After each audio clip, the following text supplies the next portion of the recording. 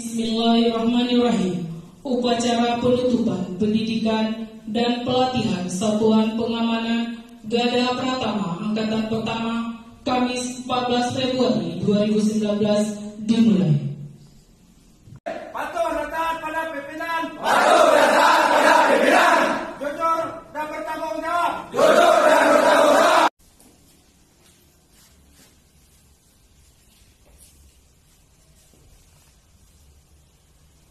Setelah mengikuti pelatihan ini, Satuan Pengaman diharapkan dapat benar-benar memberikan kontribusi optimal dalam upaya menunjukkan keamanan dan ketertiban di lingkungan kerja masing-masing.